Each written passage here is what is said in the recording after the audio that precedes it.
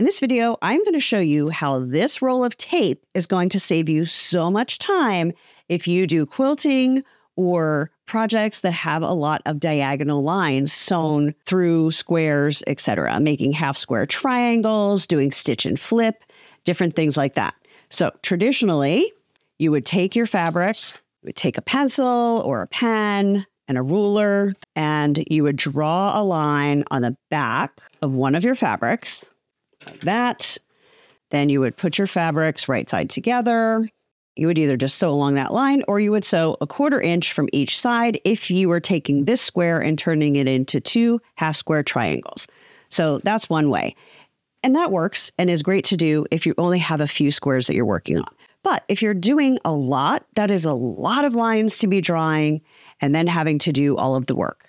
So that is where this tape comes in. The red line is going to be the line for your needle and where your stitching is going to go. And then each of these lines is exactly a 1/4 inch from that red line.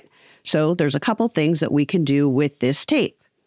First thing we need to do, though, is get the tape laid down. So let me show you how we're going to put this tape down to make sure it is lined up perfectly with that needle and that all these measurements are actually in the right place.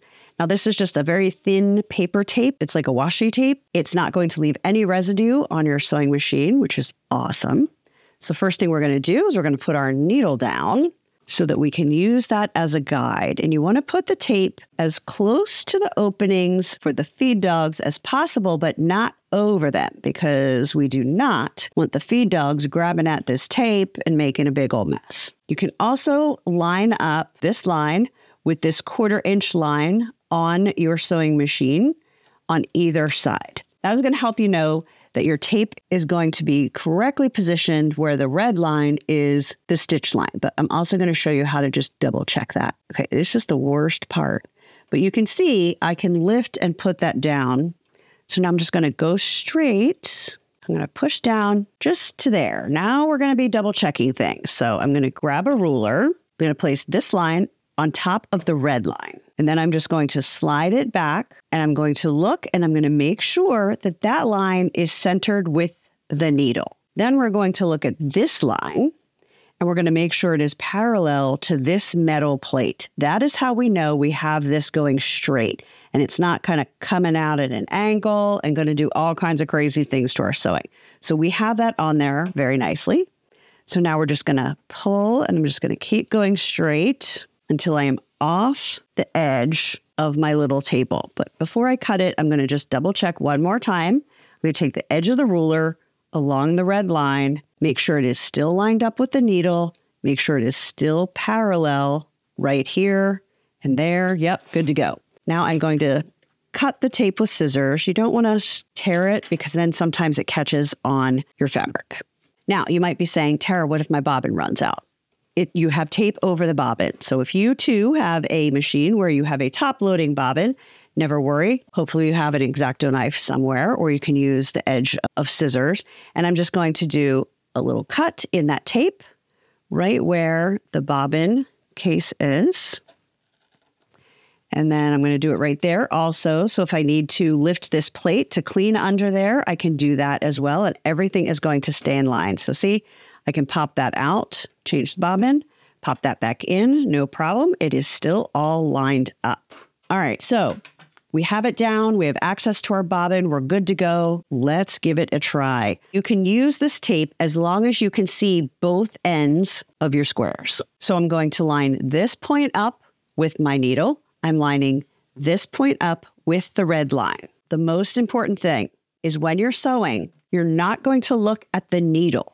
You're going to look at this point at the end, and you're going to make sure that it stays on the red line as you sew. If you look at the needle, you're going to go crooked. I promise you. I've done it many times. So just remember, keep your eye on the end. Just get it started. Now I'm keeping my eye down here. And just go slowly as you get used to this. It is definitely an acquired skill. Kind of like bowling. I took bowling in college, and it was pretty amazing. It really improved my game because I was awful at bowling.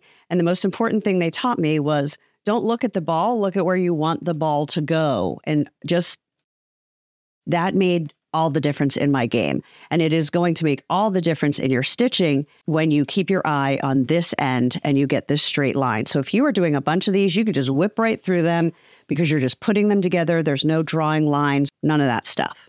So when you do a half square triangle, you would normally draw a line and then you would sew a 1/4 inch to either side of the line. So that is where these two lines come in. They're not just for lining up the tape.